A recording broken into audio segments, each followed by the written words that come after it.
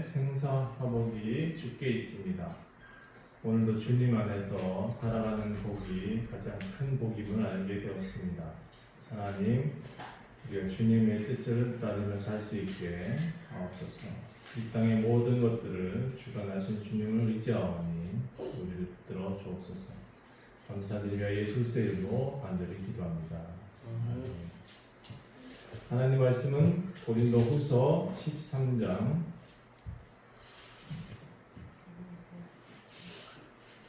고린도후서 13장 신약성경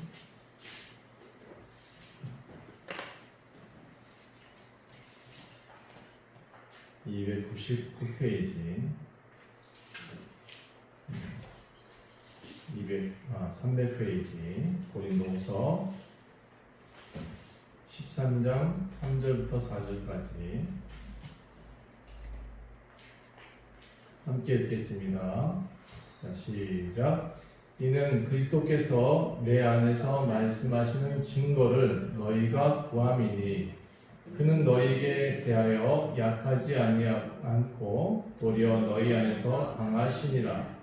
그리스도께서 약하심으로 십자가에 못 박히셨으나 하나님의 능력으로 살아계시니 우리도 그 안에서 약하나 너희에게 대하여 하나님의 능력으로 그와 함께 살리라. 아멘.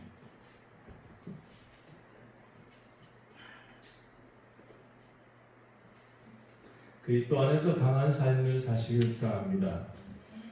우리는 어느 존재보다도 약한 존재입니다.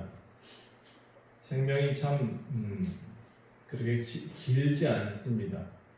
우리의 생명이 그렇게 또 질기지도 않습니다. 누구 말처럼 그렇게 목숨이 아주 강하다, 인간의 목숨이 그렇게 쉽게 끊어지겠느냐? 글쎄요. 제가 만난 많은 분들의 모습들 보면 우리가 그렇게 강하다라고 주장할 수 있는 요소들은 잘 못 봤던 것 같습니다. 오늘 제목은 잊지 마세요라는 제목으로 말씀드리려 합니다. 너무나 많이 빨리 잊어버리는 데 대해서 제가 또 이런 충격을 받고 있습니다. 우리의 신앙이 모이지 않기 시작하면서 빠른 시간 그 신앙을 벗어던지고 있는 모습들을 봅니다. 여러분, 저는 그래도 희망이 있다고 생각합니다. 말씀이 씨가 떨어진 사람들, 언젠가는 우리가 다시 교회로 모일 날이 곧 있을 것이다 라고 생각되어집니다. 많은 매체들이 이렇게 말을 하고 있습니다. 이제 코로나 이전 시대로 돌아갈 수 없습니다. 경제도 코로나 이전 시대로 돌아가기 어려울 것이다. 또 세상의 삶의 방식도 코로나 이전 시대로 돌아가기 어려울 것이다. 그래서 언택트, 뭔가 새로운 경제 구조들을 만들어내고 있고 새로운 판매 방식들도 만들어내고 있는 시대가 됐습니다. 제가 얼마 전부터 계속 생활 방역을 위한 방역용품들을 만들어내야 됩니다 라고 했었습니다. 손에 들고 다니면서 이제는 방역하는 시대가 됐습니다 라고 말을 할 줄 몰랐습니다. 저도. 근데 지금 이제 그런 말을 제가 하고 있습니다. 여러분, 이렇게 이전 시대로 돌아가지 못하면 어떤 현상들이 일어날까요? 각 나라들마다, 강대국들마다 자국 보호를 한다는 명목으로 아마 약소 국가들한테 더 악한 일들을 많이 펼쳐나갈 것입니다. 자국민은 최선으로 보호하겠다라고 말하면서 더 이기적인 정책들이 많이 나올 것입니다. 약한 나라들한테 자비를 베풀기보다는 어쨌든 자기 나라의 정쟁들을 바깥으로 돌리기 위한 도구들로 작은 나라들을 이용할 것입니다. 성경에는 사랑이 점차 식어질 것이다. 말세의 모습들을 그렇게 말하고 있습니다. 전쟁도 일어날 것이고 전염병도 돌 것이다. 그런데 가장 큰 재앙은 저는 사랑을 잃어버린 것이고 가장 큰 재앙은 예수 그리스도를 모르는 것이라고 생각합니다. 앞으로 우리가 다시 돌아갈 수 없는 것은 예수 그리스도께 다시 돌아갈 수 없는 그것이 가장 큰 재앙입니다. 예배하는 자리가 사라지고 찬송하는 자리가 사라지고 있습니다. 나라가 그것을 더 장려하고 있고요. 물론 교회의 모임 자체가 코로나로 인한 전염병의 모습들이 전달되기 좋은 구조로 되어 있는 건 맞습니다. 그렇다 할지라도 우리가 더 깊이 생각해야 될 것은, 더 큰 재앙을 생각해야 될 것은 사랑이 식어진 것입니다. 우리가 더 크게 재앙으로 느껴야 될 것은 사람과 사람 간의 관계가 소홀해진 것입니다. 진짜 가족 간의 관계들이 사라질 것이고 경제 이익 간의 관계들만 남을 것입니다. 여러분, 이것이 물질 만능주의입니다. 이 물질 만능주의는 여러분이 잘 알다시피 로또가 당첨되면 그 집안이 망합니다. 그리고 그 이웃도 망합니다. 그와 함께 있었던 가족들도 다 망하더라고요. 이 물질 만능주의가 삶을 피폐하게 만듭니다. 그런데 그 물질 만능이 있는 이 세대인데 그 위에 지금 기름을 하나 더 부었습니다.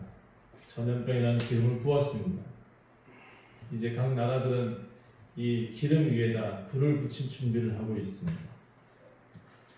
앞으로 우리가 살아가는 세상 크게 이렇게 낙관적이지는 않습니다. 저희 전 세대 어르신들이 한국 교회는 앞으로 모임이 더 적어질 것이다, 그렇게 말을 했었습니다.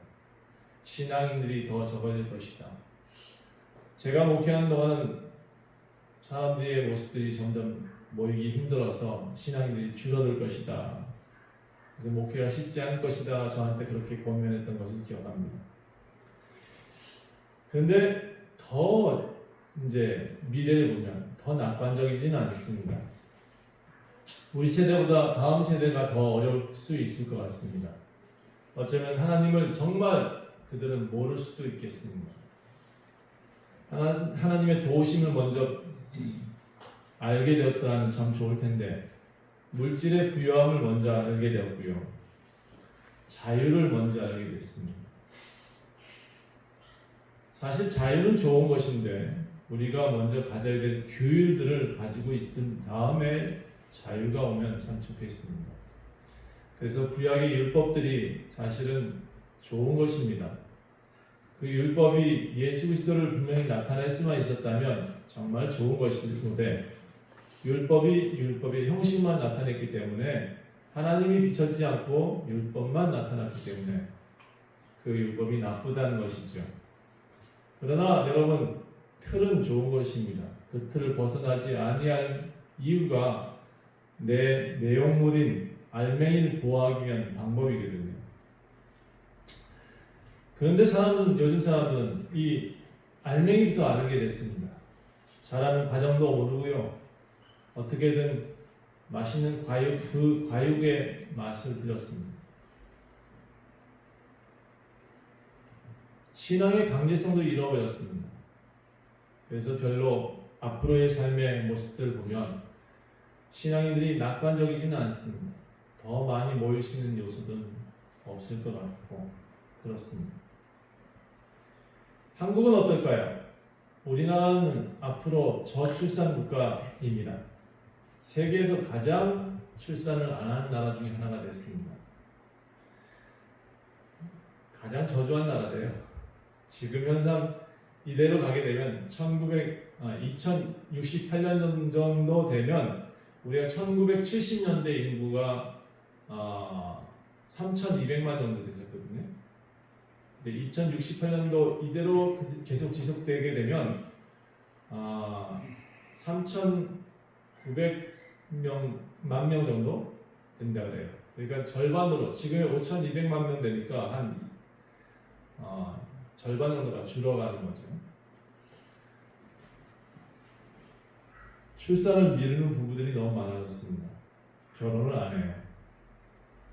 그리고 저출산으로 되다 보니까 지금까지 벌려놨던 큰 대학들, 지방대학들은 들어갈 수가 없습니다. 들어가기 서류만 쓰면 다 들어갑니다. 요즘 같은 경우는. 서울대, 연고대 이런 데 빼고는 지방대에서는 서류만 넣으면 들어갈 정도로 요즘은 다 받아준다 이럴 정도가 됐습니다. 살긴 너무나 어려워졌고요. 집값은 천장부지로 뛰었고요.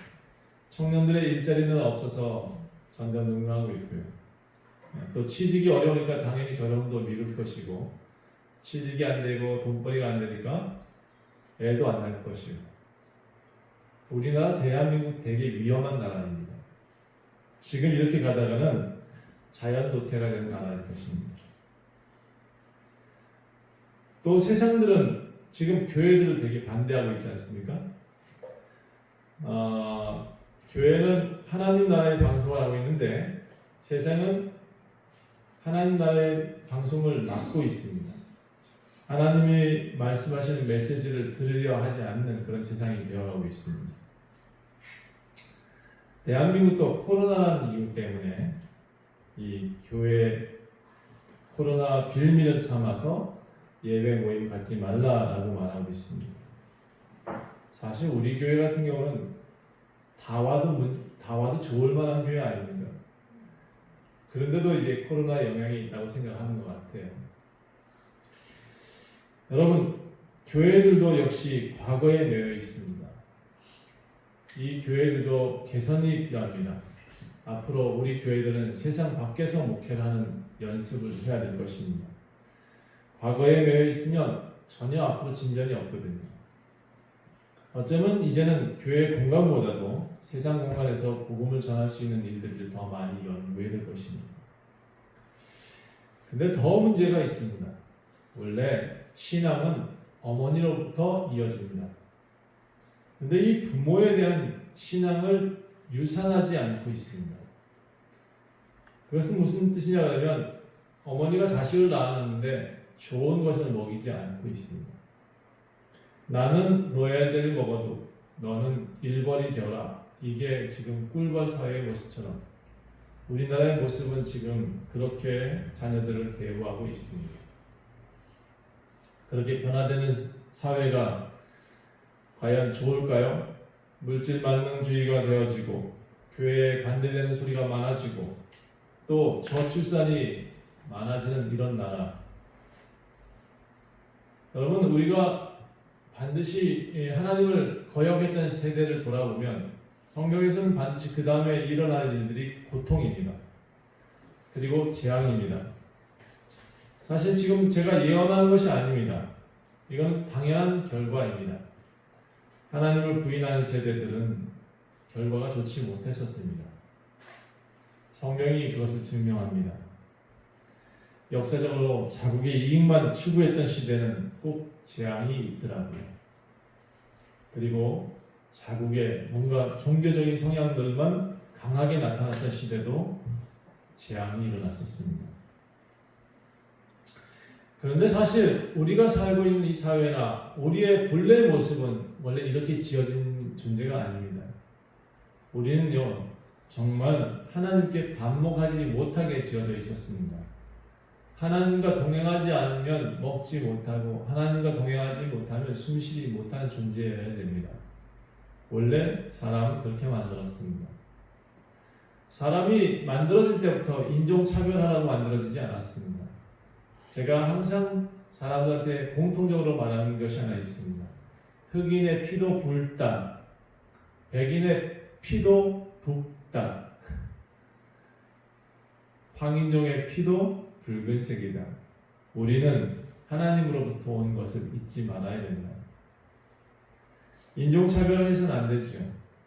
전쟁을 해서도 안 되고 서로 경쟁하려고 되어져도 안 됩니다. 우리는 전쟁의 도구가 아닙니다. 하나님의 형상을 닮았고 하나님과 동행하도록 지어졌습니다. 그렇게 할 때 세상을 다스릴 수 있었고 그렇게 할 때 모든 세상에서 누릴 수 있습니다. 그래서 우리는 동물과 비교할 수 없는 존재죠. 우리 육체는 단순한 육체가 아닙니다. 우리의 육체는 영적인 것이어야 됩니다. 육의 사람이 되지 않고 영의 사람이 되어야 됩니다. 한때 이 말이 굉장히 유행했었는데 제가 지금 다른 많은 사람들 보아도 영의 사람들이 그다지 많지 않음을 볼 수 있습니다. 영의 사람들은 하나님과 동행하는 사람을 말하고 있습니다. 하나님을 닮은 사람, 예수를 닮은 사람이 영의 사람인 것이죠. 그런 본래의 모습을 가진 사람들이 요즘 찾기가 드물어졌다는 것이 또 재앙입니다. 그래서 오늘 제가 세 가지를 말씀드리려고 합니다. 첫 번째는 우리 존재는 영의 존재이기 때문에 떡으로만 살 수 없습니다. 우리가 잊지 말아야 될 것은 우리가 떡만 먹는 존재가 아니라는 것입니다. 우리는 일반적인 지식도 먹고 살고 있긴 하지만 가장 중요한 것은 하나님의 말씀입니다. 우린 떡으로 사는 존재가 아니요 하나님의 입으로부터 나오는 말씀으로 살 것이다 라고 신명기 8장의 3절에 말하고 있고, 이것을 마태복음에서 인용하여서 예수님이 떡으로만 사는 존재가 아니야 라고 말씀하셨습니다. 우리가 육체로만 되어 있다, 그럼 떡으로 살 수 있습니다. 먹고 그냥 자고 이것이 우리의 삶이라 그러면 떡만 있으면 됩니다. 그런데 우리는 창조하고 우리는 날마다 새로운 것을 만들어가고 있습니다. 그리고 사람과 사람과의 관계 속에서도 떡만 존재해서는 안 됩니다. 더 중요한 것들이 많잖아요. 그 관계 속에서 떡을 나누면서 사랑을 나누기도 하지만, 함께 먹으면서 정이 나눠지긴 하지만, 더 중요한 것은 신뢰가 있어야 되는 거고, 더 중요한 것은 그 사람들의 마음을 알아야 되는 거고, 그렇죠? 그런 것들이 더 중요하듯이 사람이 사람답게 되어지기 위해서는 우리가 본래 먹어야 될 양식들을 먹어야 됩니다. 하나님으로부터 오는 것, 그 하나님의 말씀, 예수 그리스도의 그 본래 그분이 예수님을 먹어야 됩니다. 여러분, 예수님을 먹어야 됩니다라고 말하면 좀 이해가 잘 안 되실 수 있는데, 요한복음 6장에서 이렇게 말합니다. 나는 생명의 떡이다. 내게 오는 자는 결코 줄이지 아니할 터요 나를 믿는 자는 영원히 목마르지 아니할 것이다. 나는 샘이다. 나는 물이다. 나는 떡이다. 예수님은 계속 그렇게 말씀하십니다. 나를 먹는 자는 영원히 산다. 나를 믿는 자는 영원히 산다. 계속해서 예수님은 당신이 하늘로부터 내려온 떡임을 강조하고 계십니다. 그래서 여러분, 우리가 육체만 가지고 있다면 떡만으로 살 수 있지만 우리가 육체만 가지고 있는 존재가 아니기 때문에 반드시 하나님의 말씀을 먹고 사는 것이 당연하다라고 아셔야 됩니다. 사람이 누리고 있는 이 진정한 자유는요, 곧 예수 그리스도를 먹는 사람만이 누릴 수 있습니다. 예수님을 먹는다. 그래서 예수님을 먹기 때문에 우리는 자유를 누릴 수 있고 생각할 수 있고 예수님을 먹고 살고 있기 때문에 우리는 이 세상에서 무언가 창조하고 살고 있는 것입니다. 여러분, 예수님을 믿지 않으면 목마릅니다. 예수님을 믿지 않으면 갈증을 느낄 수밖에 없습니다. 왜냐하면 우리의 본래 체질이 그 예수님의 떡과 물을 먹게 되어 있거든요. 우리가 지금 성경책을 펼쳐놓고 예배를 드리고 있습니다. 이 성경책과 하나님의 말씀과 우리가 찬송하는 이 모든 것들이 생명수고 하나님의 떡이고 그렇습니다. 우리가 지금 이렇게 같이 모이는 이 모임도 우리 하나님이 계시면 하나님 나라가 됩니다. 우리가 그 예수님을 모시지 않는 모임이라면 하나님 나라가 될 수 없습니다. 아침에 제가 페이스북에 어떤 재미있는 글을 하나 읽었습니다. 어떤 흑인 아이가 큰 교회를 바라보고 있습니다. 백인들이 차를 좋은 거 타고 그 교회에 들어가고 있습니다. 이 흑인 아이는 그 교회를 보고 싶었던 모양입니다. 그래서 이렇게 말했답니다. 하나님, 저도 저 교회에 들어가고 싶어요 라고 말을 했는데 하나님이 이렇게 대답을 하셨답니다. 얘야, 나도 아직 그 교회에 들어가 본 적이 없단다. 백인들의 모임이 많으면 뭐합니까? 그렇죠? 사람들이 많이 모이면 뭐예요? 흑인 아이 하나가 제대로 들어가지 못합니다. 그리고 하나님조차도 그곳에 들어가 본 적이 없다고 말씀하십니다. 그래서 제가 자신 있게 저희 교회는 그렇지 않습니다. 우리 교회는 누구나 다 들어올 수 있는 교회입니다라고 제가 답글을 달았습니다. 여러분, 우리가 먹어야 될 양식이 떡만이라 그러면 우리는 돼지와 다를 바 없습니다. 그런데 우리가 떡만 먹고 살지 않는 존재임을 알게 된다면 우리가 먹어야 될 진짜 양식이 어디 있는지를 찾을 수 있을 것입니다. 저는 가끔 산에서 혼자 사는 사람들 이야기 듣습니다. 물론 병이 있어서 산에 올라간 사람도 이해가 됩니다. 과실술을 따먹기도 하고 또 산에 산나물 캐서 먹기도 하고 고기잡이 하면서 먹고 살기도 하고 야채 나름 길러서 다 자급자족 하시는 걸 보면서 저렇게 사는 것도 재밌어 보인다라는 생각을 가끔 해봅니다. 근데 사실은 저는 잘 이해가 안 됩니다. 저는 그렇게 못 살거든요. 산이 있고 뭐 집이 있고 등이 따뜻하고 먹을 것 있으면 지상낙원이라고 할 수도 있는데 저는 복잡한 일을 아니고선 아주 그냥 너무 힘들 때 아니고선 그런 생각을 해본 적이 없습니다. 그런 곳에 살면 좋겠다라고 생각한 적이 별로 없습니다. 저보고 산에서 혼자 살라 그러면 저는 얼마 못 살 겁니다.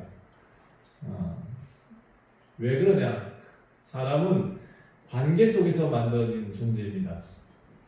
관계, 사람과 사람 속의 관계 속에서 사람다움이 나타날 수 있습니다. 그리고 하나님과 사람과의 관계 속에서 사람다움이 나타나는 것입니다. 그런데 그 관계를 벗어나게 된다 해서 사람은 행복할 수 없는 것이거든요. 사람이 떡으로만 살 수 있다면 행복을 추구할 이유가 없습니다. 저는 그래서 사람이 중요한 것을 알았습니다.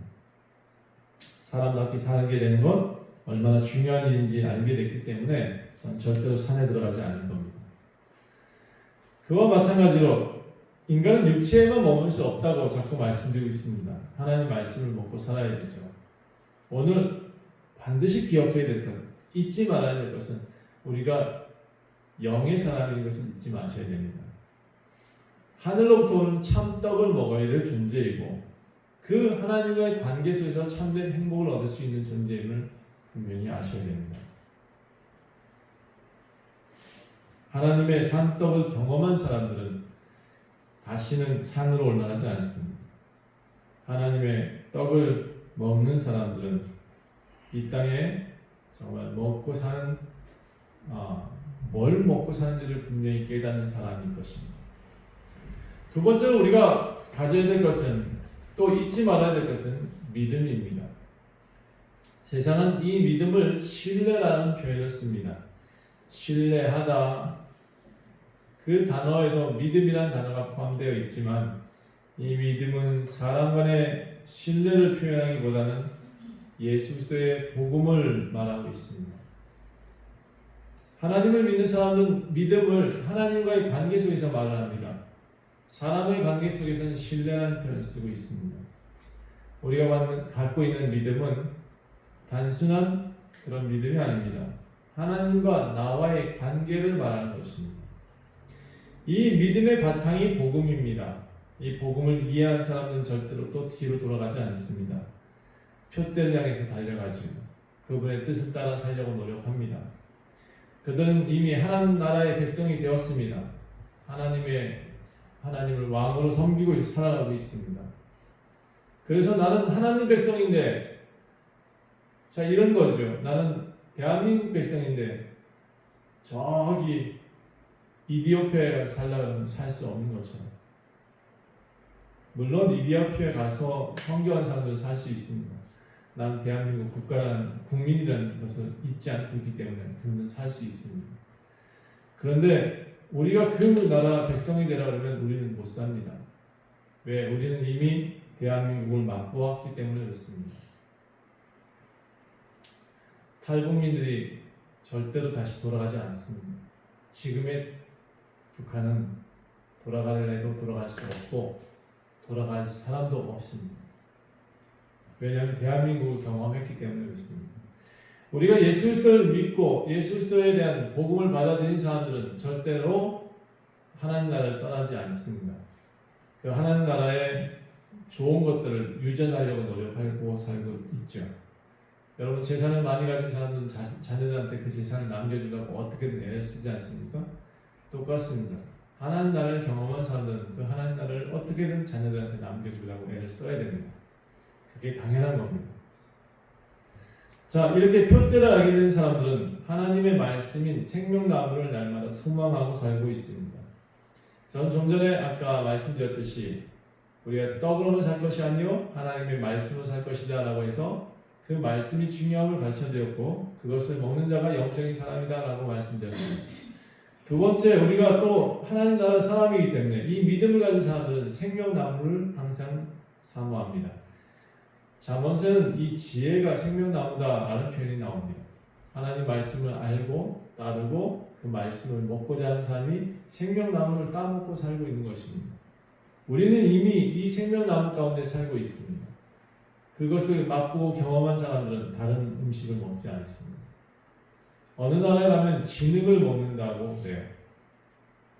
어느 나라에 가면 그 진흙을 밥으로 먹기도 한다고 합니다. 나름 영양소가 있다고 그래요. 그 진흙 안에도. 그런데 우리의 배를 채워주지 못하지 않습니까? 저는 절대로 진흙을 먹지 못합니다. 왜냐하면 밥을 먹어봤기 때문에 그렇습니다. 그래서 이 믿음의 가치를 알게 된 사람들은 이 믿음을 지켜내려고 애를 씁니다. 유산이 많은 사람은 그 유산을 지키려고 애를 쓰는 것처럼 우리가 하나님 나라에 있다면 하나님 나라의 것으로부터 오는 것들을 지켜내려고 그 믿음을 끝까지 고수할 것입니다. 더 쉽게 표현하자면 아버지는 자녀를 사랑하는 것이 당연한 것이 믿음입니다. 자녀도 아버지를 향해 순종하는 것이 당연한 이치이고 믿음입니다. 이 믿음은 자발적입니다. 당연한 삶의 일부인 것입니다. 당연한 것을 당연하다고 하는데 사람은 잘 이해를 못하고 있습니다. 여러분, 우리는 사람이라는 것이죠. 믿음을 가져야 될 존재입니다. 절대로 그것을 잊지 마셔야 됩니다. 우리는 믿음이 없이는 살아갈 수 없는 존재입니다. 전 대한민국을 믿고 싶습니다. 믿게 해주셨으면 좋겠습니다. 자, 이 믿음은 단순히 믿는다 해서 믿을 수 있는 것이 아니라 지켜내야 된다고 자꾸 부탁하고 있습니다. 하나님과 자녀의 관계가 당연한 것처럼 사람의 관계도 깨지 않으려는 노력이 정말 중요한 인생의 목표가 되어야 됩니다.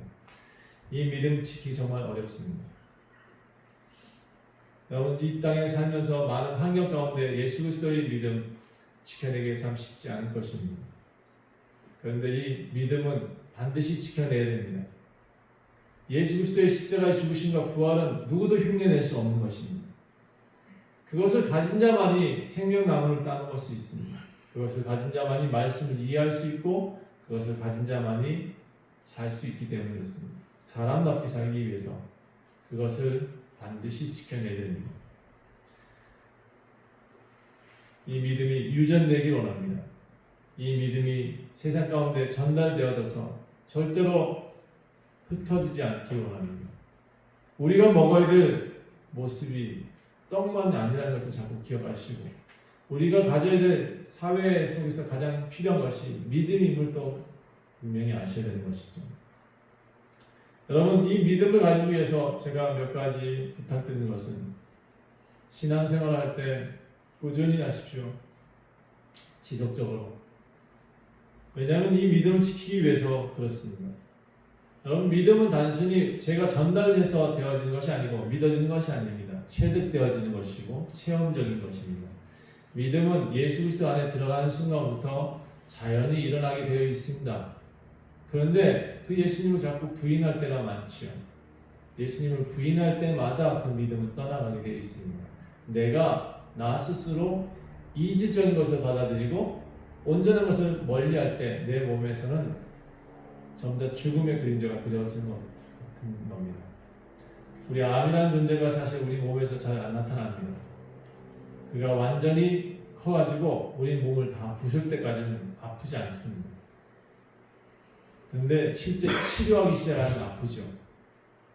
왜냐하면 치료하기 시작하면 이미 그 암은 우리를 죽이고 있다는 사실을 알기 때문에 오히려 더 강하게 그를 압박하기 위해서 항암제를 집어넣는 것입니다. 그때부터 우리는 아픕니다. 신앙생활도 마찬가지입니다. 우리가 제대로 살고 싶어서 하나님의 말씀을 날마다 공급받는데 이 공급받을 때마다 우리가 무슨 생각이 드냐면 왜 이렇게 아프냐 이죠. 왜 이렇게 나를 못 살게 구냐 이죠. 왜 예배에 나오게 하고 왜 나를 이렇게 힘들게 하냐 이거죠.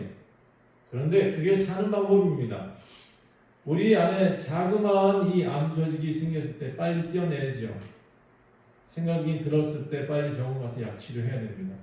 그럴 때 우리는 살 수 있거든요. 말씀은 그러려고 우리한테 다가오고 있습니다. 항상 잔소리같이 느껴질 것입니다. 그 말씀은 목사님이 항상 신앙생활 잘하라고 얘기할 것입니다. 기도하라고 할 것입니다. 또 예배하라고 할 것입니다. 그런데 이것이 어쩌면 여러분을 살릴 수 있는 길이기 때문에 계속해서 공급하고 있는 것입니다. 사실 우리가 지금 듣고 있는 이 말씀도 되게 이지적인 것입니다. 육체로만 보면 그렇습니다. 우린 주일날마다 무언가 수혈받듯이 수혈하고 있는지도 모르고 있습니다. 하나님 말씀으로 수혈하고 있습니다. 우리는 이 피가 반드시 필요합니다. 예수 그리스도의 피가. 그래서 교회 예배를 자주 나오세요. 또 말씀을 들으세요. 기도하세요. 이 모든 것들이 사실은 여러분이 믿음을 가질 수 있게 하는 방법이기 때문에 강조하고 또 강조하는 것입니다. 여러분, 신앙은, 이 믿음은 단순히 오는 것이 아닙니다. 체험되어지고 경험되어져야 됩니다. 여러분, 암을 이겨낸 사람들은 암에 잘 안 걸립니다. 왜냐하면 그 다음부터 관리를 하거든요. 뭔가 한번 닥쳐진 일들은 다시 겪고 싶지 않기 때문에 관리를 하게 되어 있습니다. 교회가 이것을 전하는 것은 마침 뉴스를 통해서 세상의 상황을 전달받아서 알게 되는 믿음과 같습니다. 교회가 지금 계속 방송을 하고 있거든요. 여러분이 먹어야 될 음식이 이겁니다라고 계속 강조하고 있거든요. 그 음식을 여러분들은 그 음식을 드셔야 됩니다라는 이 방송을 채널을 돌리지 마세요. 하나님의 채널을 자꾸 돌리니까 세상 속에서 다양한 채널들에 빠져 살기 때문에 우리는 진짜 먹어야 될 음식들을 자꾸 먹지 않고 외식을 자꾸 하려고 하는 것입니다. 뚱뚱한 사람들은 많이 먹더라고요. 너무 많이 먹어도 문제인 것 같습니다. 여러분, 진짜 먹어야 될 것을 먹는 사람들은 그렇게 문제가 되지 않는 것 같습니다. 여러분, 하나님 나라에 전해진 말씀 계속 여러분의 귀에 들려질 것입니다. 이 채널은 계속 열려 있습니다. 여러분이 채널을 돌려서 맞추기만 하면 하나님의 말씀을 언제든 들을 수 있습니다. 그런 세상 아닙니까? 여러분이 지금 하나님께 채널을 맞추셔야 될 때가 됐다고 다시 한번 강조하고 있습니다. 방송은 계속하고 있습니다. 하나님 나라의 방송은 그리고 하나님 나라의 채널은 열려 있습니다. 여러분이 믿음과 결부시키기 위해서 그 채널과 그 채널에 가끔 말씀을 두고 고정시키고 하나님 앞에 나오려고 하는 것, 그것이 삶의 일부가 되셔야 됩니다. 그 일부가 주일 예배입니다. 세 번째로 잊지 말아야 될 것, 그리고 우리가 가져야 될 것은 이미 예수를 알고 예배하는 자가 되었다면 여러분이 이미 구원의 삶을 살고 있다는 것을 알아야 됩니다. 그리고 예수가 오신 이후부터 우리는 이미 구원자와 심판자가 나눠져 있습니다. 다 오픈되어 있습니다. 천국도 오픈되어 있고 지옥도 오픈되어 있습니다. 우리가 무엇을 선택하느냐에 따라서 우리는 천국 가고 지옥 갑니다. 요한복음 3장에 보면 니고데모라는 사람이 나옵니다. 이 사람이 뭐라고 묻느냐면 어떻게 하면 거듭나서 살 수 있습니까? 라고 묻습니다. 어떻게 하면, 다시 말해서 천국에 살 수 있습니까? 어떻게 하면 영생을 얻을 수 있겠습니까? 라는 물음을 그가 하고 있습니다. 여러분, 이 땅에서 이미 결정되어집니다. 우리가 심판을 받을 것이냐 구원받을 것이냐는 여러분의 말 한마디에 달려있고 행동 한마디에 한 모습에 달려있습니다. 여러분의 중심이 바뀌면 영생을 얻을 수 있습니다. 여러분의 삶의 태도가 바뀌면 하나님 나라에 살 수 있습니다. 이 니고데모가 예수님께 묻습니다. 어떻게 거듭나야 됩니까?